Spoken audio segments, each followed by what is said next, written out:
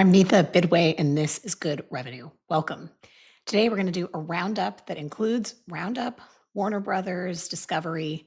We'll get into AI and tech updates, starting with Meta and hot water, Anthropic, and Nvidia, and some updates on China's trade surplus, sanctions and cybersecurity, and then we'll conclude with the latest update about defense procurement.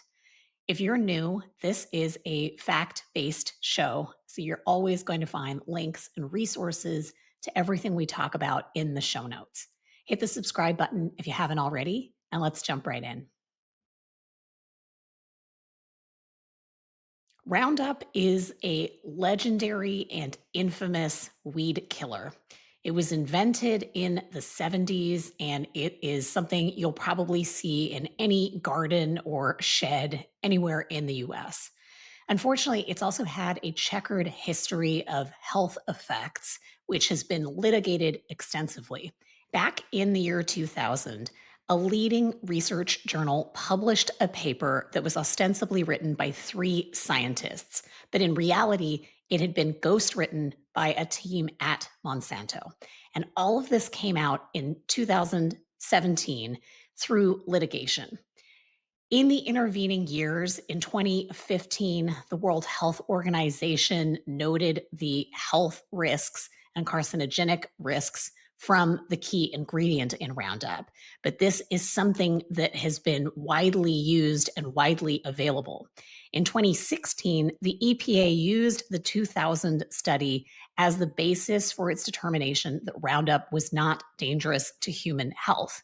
And all of this context is really important because in September of 2025, 2 researchers did an analysis of why this study from 2000 is still so widely cited. It's been cited more than 600 times, even though for all of the years since 2017, we've known that it's been ghostwritten, and in fact, it omitted key data that likely might have changed the outcome. And it also hid the financial relationship between the purported authors and this published study. All of this to be said, the editor of this journal has just retracted the paper. And the timing of this is really interesting for 2 big reasons. First of all, Bayer, the parent company of Monsanto, is currently in the middle of litigation. They are facing plaintiffs, 67,000 of them, in a massive lawsuit. And second, the EPA is poised to do an assessment of whether or not Roundup is in fact safe or not. Now, I'm not super optimistic because, as we've shared on a few recent episodes, the EPA is making some really terrible choices when it comes to human health and toxic chemicals, and they're increasingly under public pressure. But given their current trajectory, I think it's unlikely that they're going to reverse course, even though this paper has been retracted. But let's stay tuned, and we will circle back as soon as we hear more about the case of Roundup. Pivoting, let's talk about media. Warner Brothers Discovery, the legendary studio, put itself up for sale earlier this fall.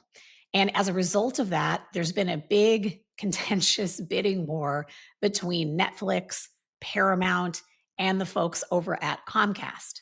As of last Friday, Netflix was the big winner.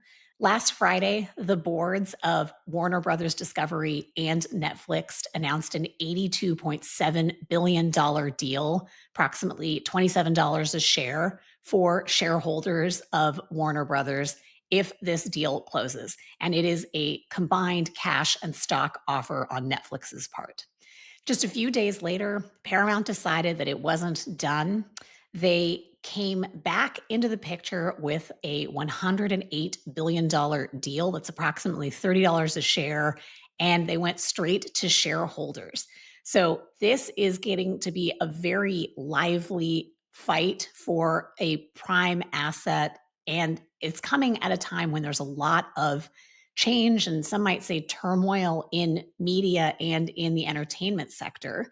Both Paramount and Netflix are obviously big tech company legacies. In the case of Paramount, it has a new owner that is funded by the wealth of Oracle, a major tech company.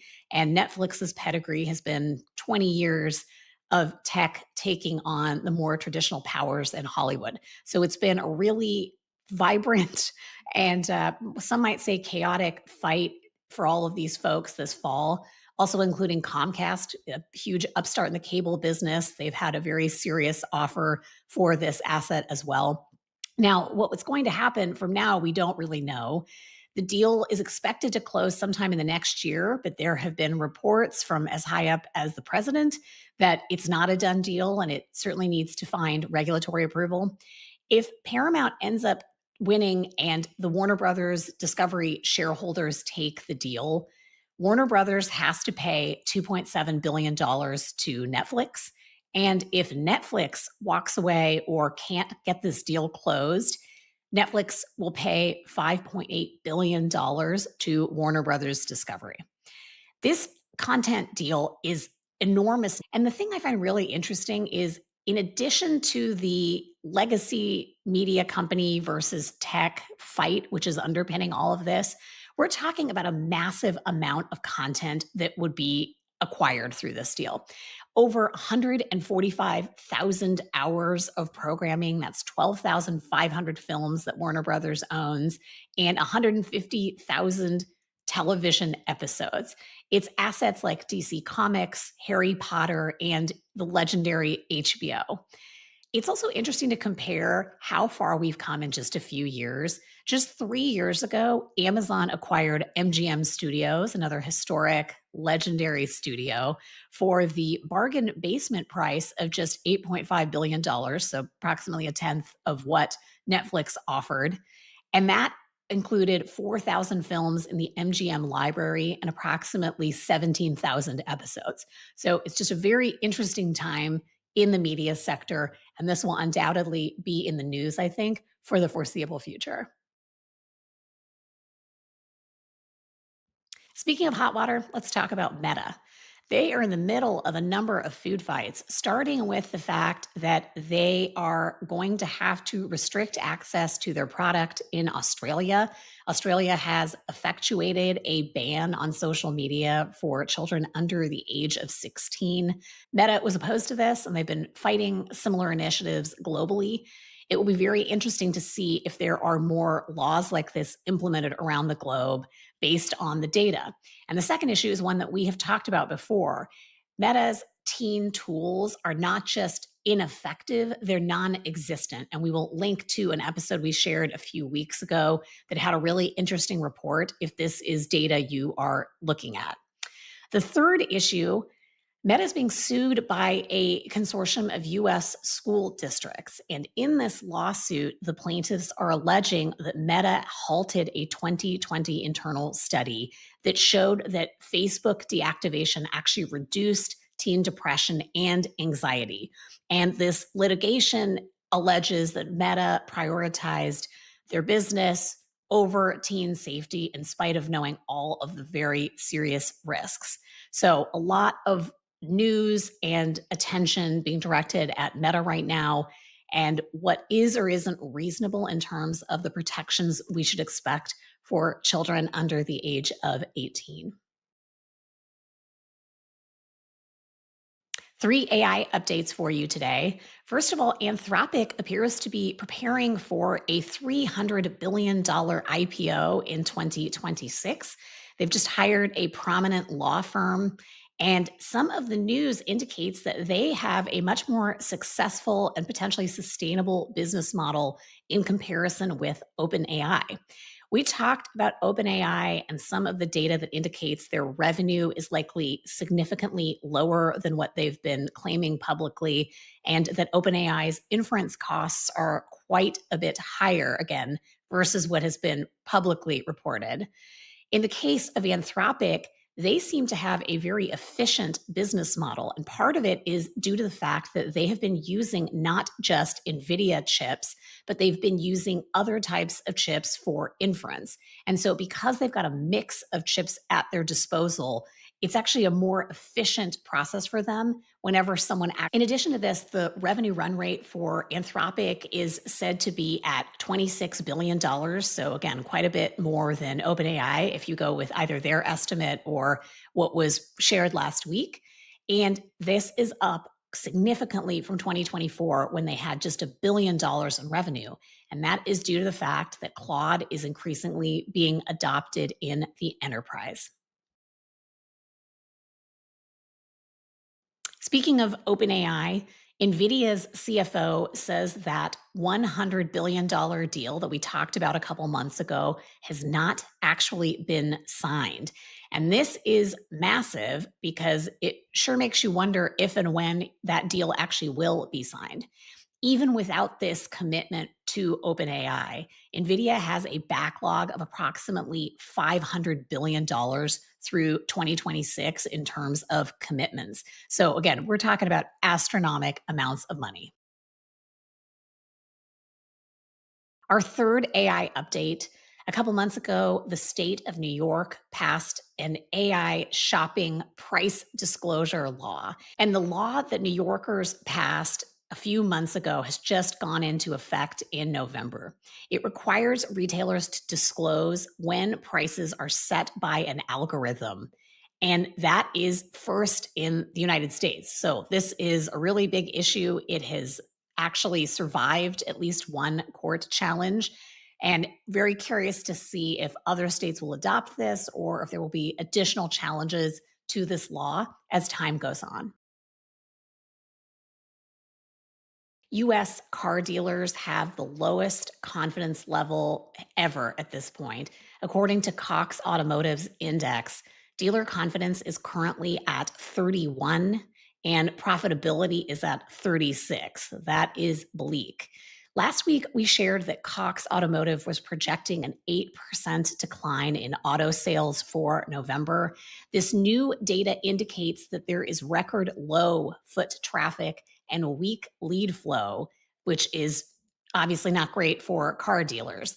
In addition, profitability is down with more dealers reporting poor profits. That's where the 36 comes from in the index.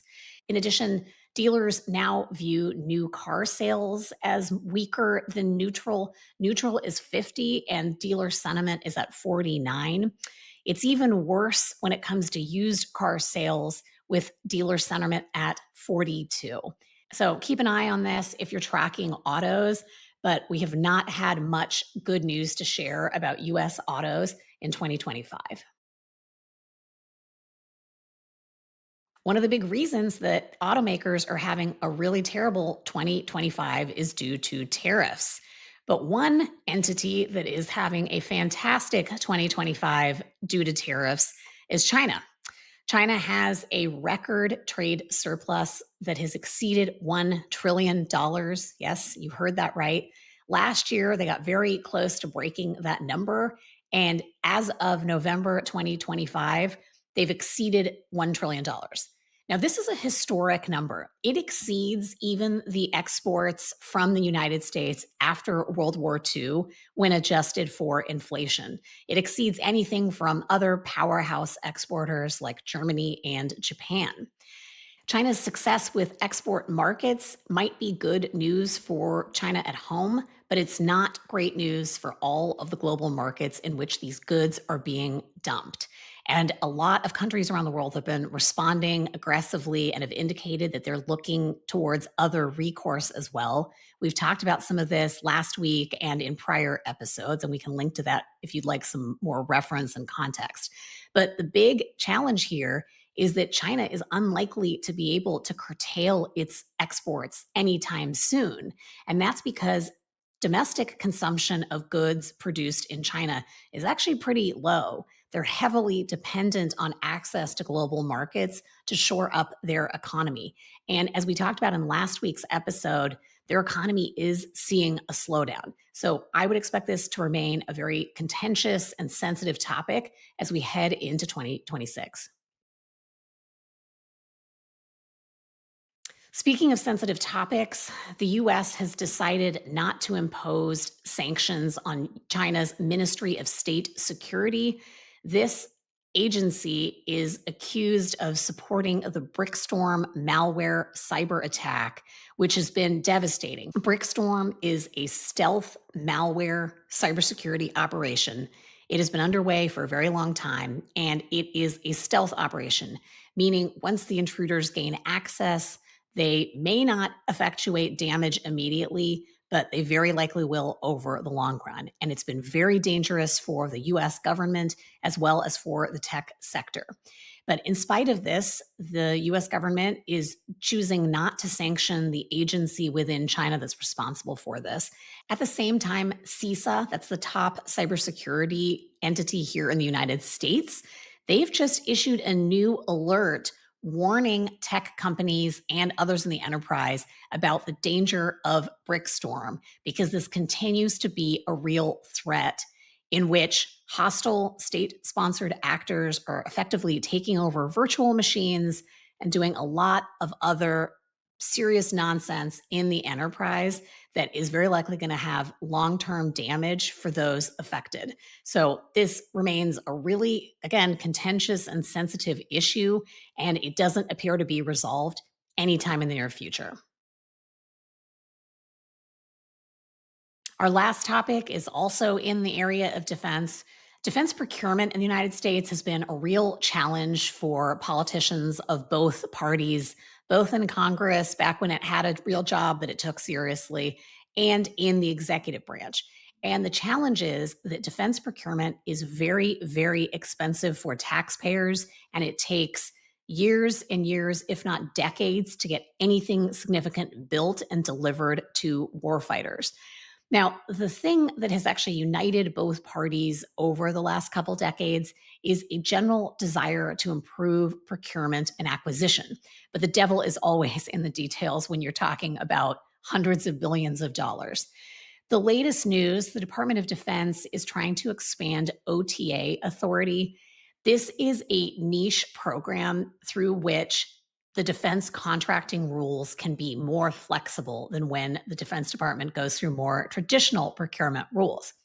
So, in general, this could be a good thing. It may be a way for newer firms or non traditional suppliers to the military to actually develop systems and capabilities that are helpful to the defense sector. However, the flip side of this is there are protections for taxpayers, particularly around cost efficacy, that you only get through traditional procurement, at least as of right now. So I don't think this is entirely good news, but what would be really interesting is if the Defense Department is serious about this, finding a way to really accelerate procurement timelines and acquisition programs while also getting the best deal for taxpayers, because that's all of us. We're paying for this one way or the other. It's not enough to just get a weapons system overnight. I'm speaking relatively because, again, these are going to take months and months, if not years. But at the same time, you really want to make sure the taxpayers are getting a fair deal at the same time that we are protecting national security. So, this is an interesting, nuanced issue that I also think we'll continue to see on the radar. And with that, that's all we have for you today. We'll be back on Friday with more news.